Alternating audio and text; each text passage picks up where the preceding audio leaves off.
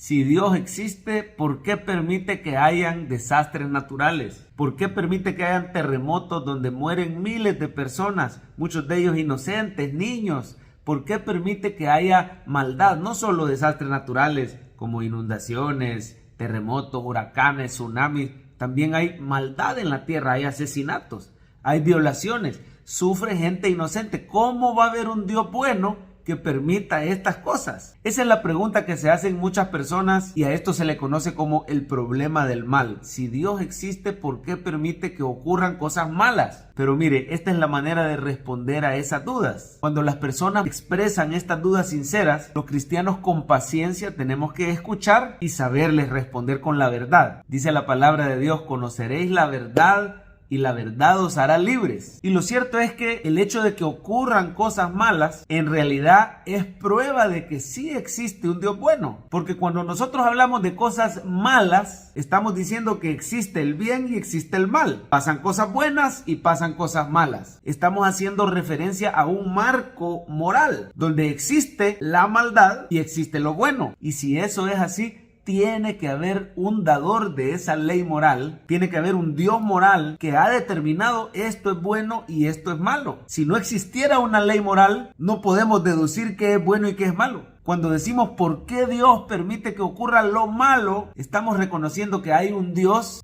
bueno que ha dado su ley y por lo tanto Dios existe. Ahora bien, ¿por qué ese Dios va a permitir que ocurran cosas malas? Bueno, el hecho que ocurran cosas malas no prueba que Dios no existe, sino que prueba que el ser humano le dio la espalda a Dios. Los terremotos, los tsunamis, los huracanes, los desastres naturales, los asesinatos, prueba de que vivimos en un mundo caído bajo la maldición del pecado. El ser humano le dio la espalda a ese Dios bueno. ¿Están conmigo? Pero mire qué precioso, que ese Dios bueno no nos dejó abandonados a nuestra maldad. Él envió a su Hijo Jesucristo para que viniera a traer salvación a todo aquel que se arrepienta y crea en Él. Ahí en Lucas 13 vemos claramente esto. Había habido un desastre porque Pilato mató a ciertos galileos. Otro desastre, una torre en Siloé cayó y mató a 18 personas. Todas estas cosas, dice Jesús, ocurre porque vivimos en un mundo caído en pecado. Y les dice Jesús a sus discípulos: si el ser humano no se arrepiente, esto es lo que le toca. En otras palabras, el Señor ha venido para traer salvación al que se arrepiente y pone su fe en Jesús. ¿Por qué ocurren desastres naturales? ¿Por qué ocurren cosas malas? Bueno, porque le dimos la espalda a un Dios bueno. Pero ese Dios es tan bueno que envió a su Hijo si nos arrepentimos. ¿Y qué es arrepentirse? Es reconocer que somos pecadores. Es admitir con humildad que necesitamos el perdón y la salvación de Cristo. ¿Puede usted hoy admitir que moralmente a usted le falta para llegar al estándar de la ley de Dios? Que usted falla muchas veces y de muchas maneras. Pecamos de acción, pecamos de pensamiento, pecamos de omisión. Pero si hoy usted puede reconocer y pone su fe en el único Dios vivo y verdadero que vino a este mundo en la persona de Cristo, eso, mis hermanos, es entrar por la puerta angosta. Ahí en Lucas 13 se menciona. Cuando le hacen al Señor la pregunta si son muchos o si son pocos los que se van a salvar, Él dice: esfuércense por entrar por la puerta, porque hoy está abierta, pero un día esa puerta se va a cerrar. La puerta es Cristo Jesús. Él dice claramente en su palabra: yo soy la puerta de las ovejas.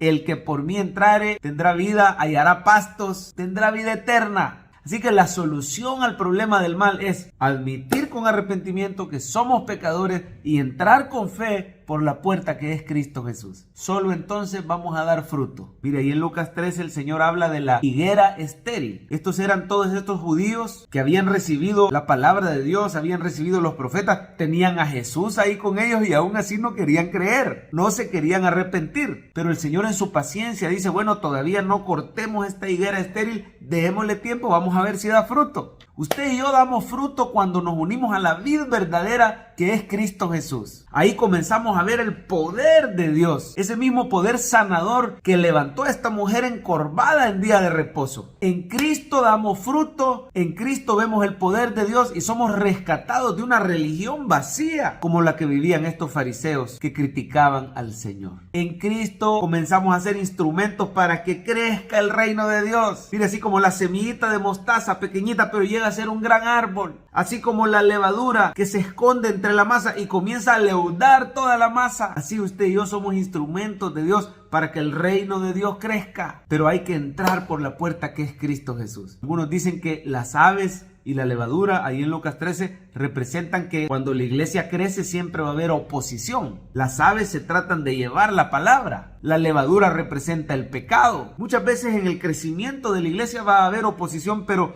a pesar de la oposición, el Señor va a edificar su iglesia y la va a hacer crecer. Y tú y yo vamos a ser parte. ¿Sabe por qué? Porque al Señor le duele que el impío se pierda. Miren, todos estos desastres naturales, toda esta maldad en la tierra, en todos estos asesinatos, injusticia, corrupción, al Señor le duele en su corazón. Así como termina Lucas 13 con el Señor llorando por Jerusalén y encaminándose hacia Jerusalén para morir por los judíos que lo estaban rechazando. Así usted y yo tenemos que entender ese dolor en el corazón del Señor. No quiere que ninguno se pierda. Dios es bueno y Él murió por ti. Reconoce hoy tu pecado. Pon tu fe en el Señor. Entra por esa puerta y cuéntale a otros que solo en Jesús hay salvación.